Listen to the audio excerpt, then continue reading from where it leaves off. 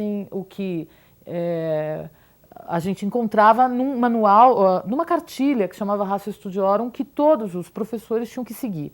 Então ela era reduzida, né, a certas noções sem dúvida que estavam aí reforçando os dogmas da igreja, né?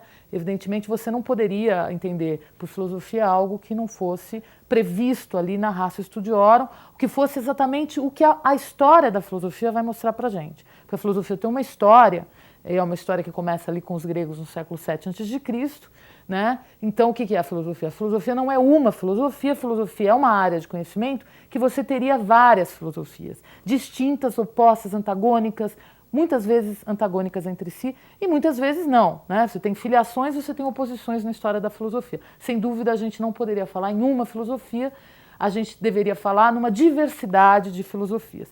Então, estudar filosofia é estudar essa diversidade. Estudar filosofia é tolerar a diferença que existe na própria história da filosofia, né?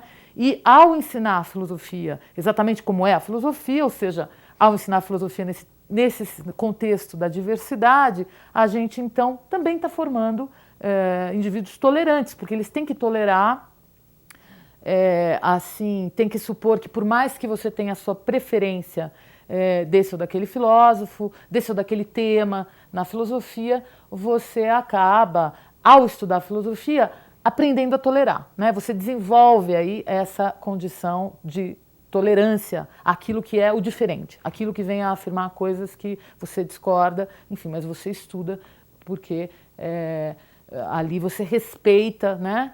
Houve toda uma argumentação profunda, um pensamento reflexivo, aquele que conseguiu ir ao fundo de um problema, né? E com isso você respeitaria digamos, essa posição desse filósofo, que consegue argumenta com precisão, com rigor, né? Às vezes também num outro estilo, num estilo ensaístico, ou nos aforismos, como faz o Nietzsche, mas aí você respeita essa diversidade de pontos de vista, concordando ou não concordando. Então, a filosofia aí sem dúvida, para nós é um desafio, porque o que está acontecendo é que pessoas que não estudaram filosofia têm uma concepção pessoal do que vem a ser filosofia, são formados em outras áreas, e vão para as escolas, porque não tem professor formado especificamente na área, e vão fazer o que eles entendem por filosofia. E aí, esse é um risco, esse é um desafio, é um risco, é um problema que a gente corre que, sem dúvida, é da maior gravidade. Porque o que você pode ter com isso é uma distorção daquilo que a gente vai encontrar no Pitágoras, que cunhou a palavra filosofia, por exemplo. Não é quando ele diz o que é filosofia, que é o amante da sabedoria em grego, o amor pela sabedoria, que é esse sentimento que nós teríamos que ter. Então, é aquela atitude em que você não toma partido. Inclusive, o Pitágoras, quando pensa nesse nome, ele compara com aquele sujeito que vai assistir a uma partida em que ele não é nem um torcedor de A ou de B, ele não é nem aquele que faz apostas porque vai ganhar dinheiro se A ou B vai, no final das contas, vencer, mas ele é aquele que vê aquele jogo, vê as técnicas, vê o modo de fazer, ele contempla aquilo que vem a ser uma boa exibição, ou ele critica, quer dizer, aquele que está conseguindo se distanciar daquilo que ele está vendo, né? Daquilo que ele está buscando conhecer, daquilo que ele está buscando entender, ele se distancia para poder fazer daí uma visão, constituir uma posição, né? E aí nós teríamos essa diferença da filosofia em relação às outras áreas, né? Uma atitude contemplativa que a gente tem diante aí daquilo que é o conhecimento, né? Bom, isso nos remete a pensar que exercer a filosofia é assumir uma atitude que eu diria atitude filosofante, né? A filosofia, ela não tem verdades, a não ser que a gente tenha essa ou aquela preferência, mas ela é, antes de tudo, estudar a filosofia, gostar de filosofia, é você assumir para si uma atitude ao longo da sua vida, uma atitude filosófica. E aí, enfim, qualquer um de qualquer área pode vir a ter, não é privilégio nenhum de quem estuda ou é formado em filosofia.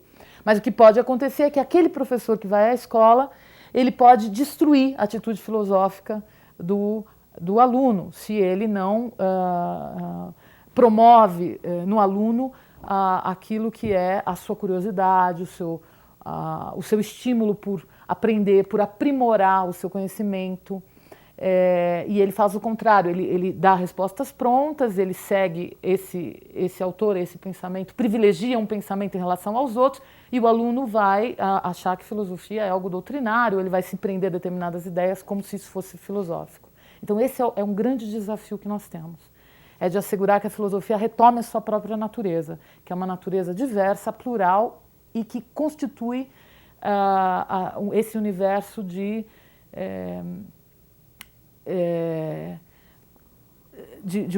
da mais ampla da possibilidade de tolerância entre as ideias. O próprio conceito de cidadão, de cidadania, é um conceito que está preso a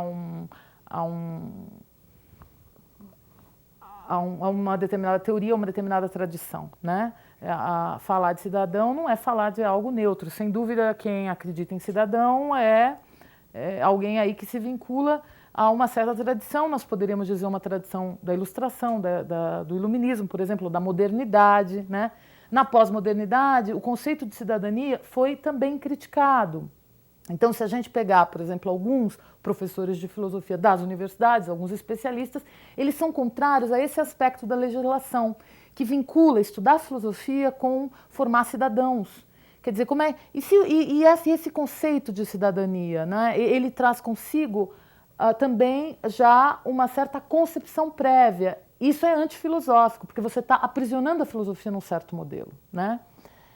Tem gente que nem acredita na possibilidade de formação de cidadãos, né? Os cínicos, os niilistas, enfim. Então você tem essa pluralidade nas filosofias. E se a gente vai buscar precisão, e esses professores de filosofia ali tentando ser mais precisos com a coisa, acabam não gostando muito desse vínculo, dessa dependência, como se a filosofia tivesse aí, assim, tivesse sendo instrumentalizada, né? Bom, mas aí eu diria o seguinte, que se a gente tiver também uma tolerância para entender que o caso da lei não é um debate teórico, não é um estudo que a gente está fazendo sobre isso, se a gente entender cidadania num contexto absolutamente bem amplo, se entender que aí não é evidentemente só a filosofia, mas todas as disciplinas, se a gente entender que toda a formação na educação básica tem que estar voltada aí a esse novo quadro, esse novo cenário da sociedade brasileira, que é um cenário das instituições democráticas assim se consolidando e desse exercício, né, individual, dessa participação das pessoas nessa vida social, então eu acho que dá para aceitar que a filosofia seja também vinculada a essa noção de cidadania, né?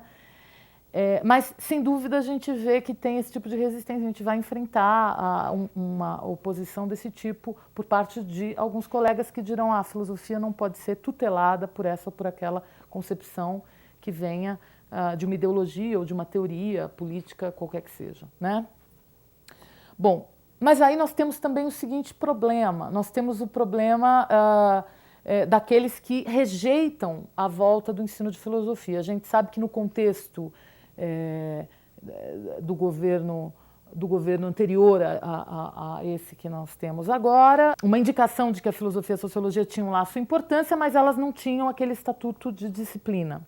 E por que se falava isso? O que se dizia é que a gente tem o problema da quantidade de pessoas formadas, né? Inclusive, falava-se que se a gente fosse obrigar muitas pessoas oriundas da igreja, que tinham formação filosófica, que tinham uma formação clerical, poderiam estar assumindo essas aulas, o que seria também algo que a gente tem que evitar para não virar uma distorção, né? A filosofia não se tornar doutrinária. Então esse era um argumento, né?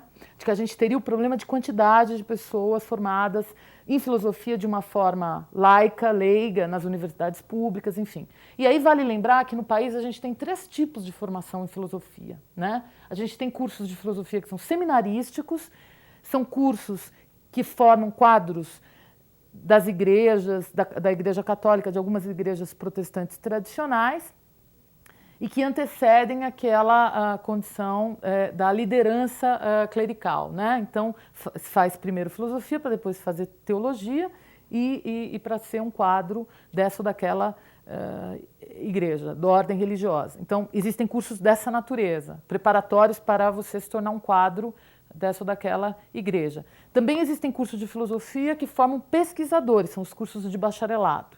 E agora a gente está vendo, bom, já existia, mas agora muitos cursos estão se remodelando por causa da obrigatoriedade, os cursos de licenciatura, né? Esses cursos são os cursos que formam professores. De acordo com a nova legislação de 2002, todos esses cursos tiveram que ser remodelados para atender a uma exigência de formação prática, em termos de uma carga horária bastante expressiva. São 800 horas de prática de ensino e de estágio supervisionado que essas grades curriculares de licenciatura têm que integrar, né?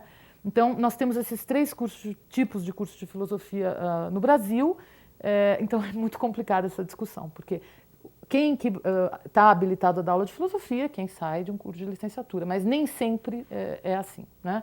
E aí isso tem servido para o argumento de dizer, então a filosofia não tem que estar na escola, para não colocar pessoas que não tiveram formação específica para professor de filosofia. Mas isso é um argumento que não serve como justificativa, porque senão a gente nunca vai ter o contexto da filosofia nas escolas, né? E a gente então teria que passar, a gente está passando por uma fase com essas dificuldades, e um curso como esse que vai ser aí feito de especialização nessa área de ensino de filosofia é um curso para justamente a gente poder dirimir todas essas dificuldades e preencher lacunas, né? Então é muito bem-vindo um curso desse. E com isso eu me despeço de vocês e agradeço a atenção. É isso. Muito obrigada.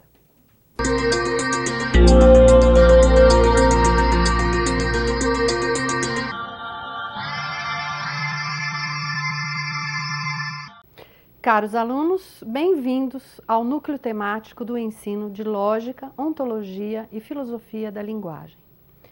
Meu nome é Silvia Faustino, eu sou professora da graduação e da pós-graduação em Filosofia da Universidade Federal da Bahia e trabalho na linha de Filosofia da Linguagem.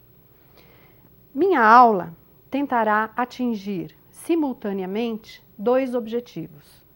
De um lado, farei a exposição de 4 concepções que marcaram a história do pensamento filosófico sobre a linguagem.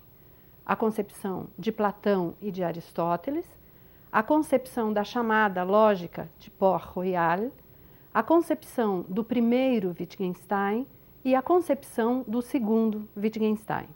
Com isso, recobriremos um período grego, o período moderno e 2 períodos contemporâneos. De outro lado, eu tentarei, no decorrer dessa exposição, elucidar a distinção entre os fundamentos ontológicos, psicológicos e antropológicos ou ainda pragmáticos da linguagem. Vocês verão que a cada um desses grandes períodos podemos identificar a presença e a força destes fundamentos.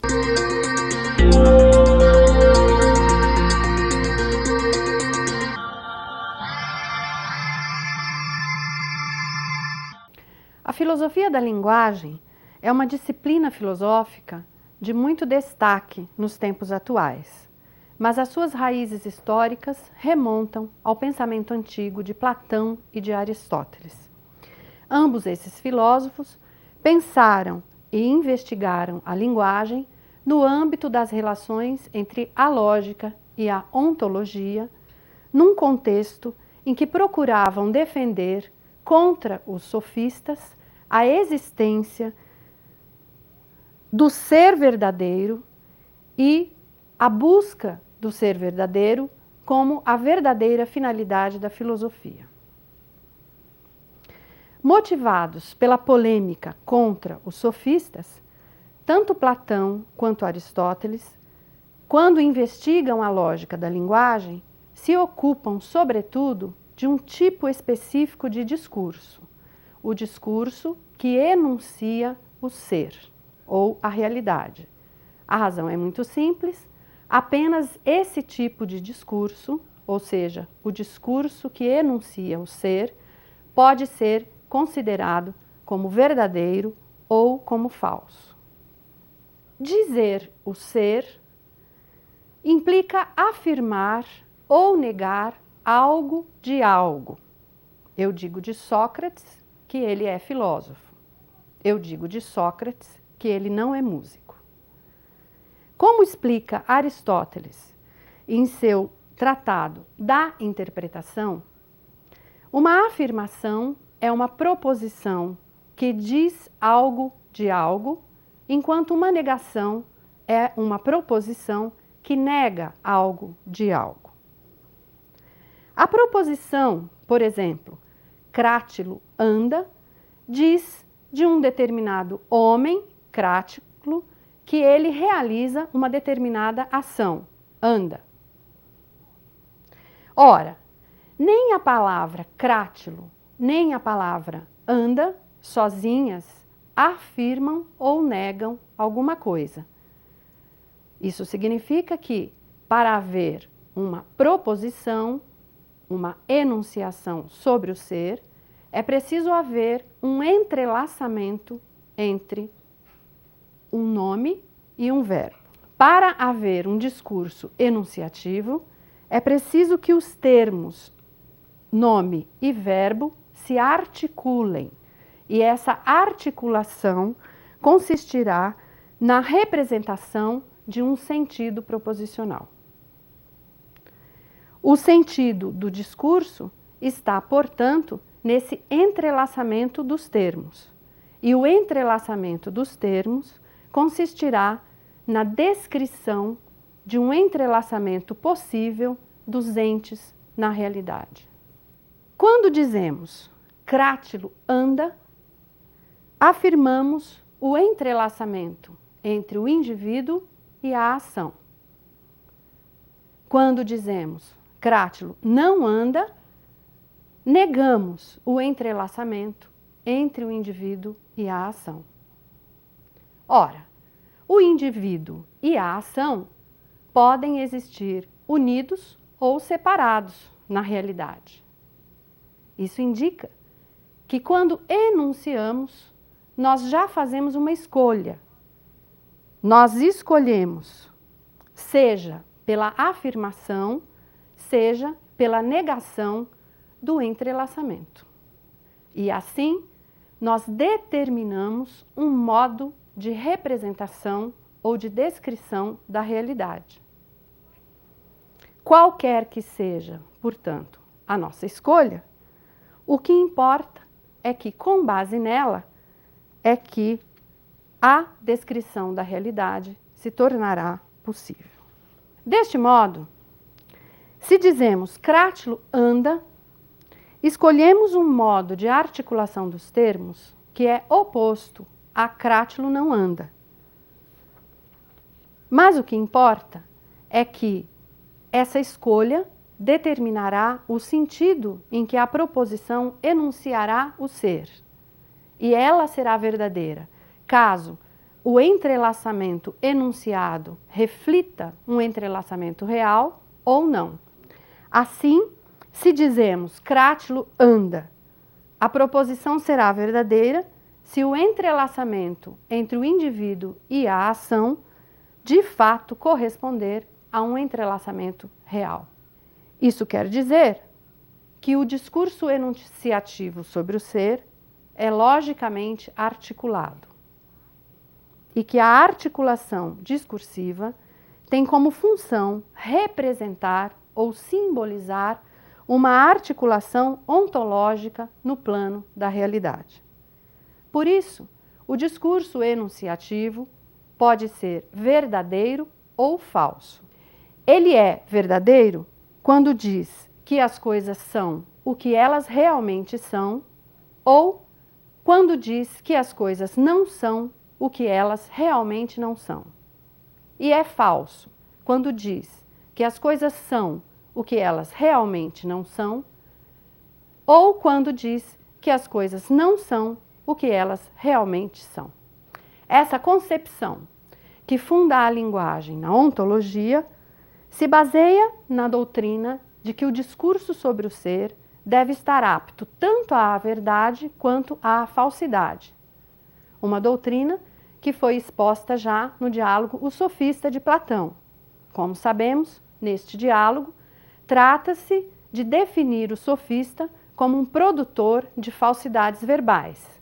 Nessa medida, é necessário demonstrar a possibilidade do discurso falso, pois somente demonstrando a possibilidade do discurso falso, demonstramos também que é possível o discurso verdadeiro sobre o ser.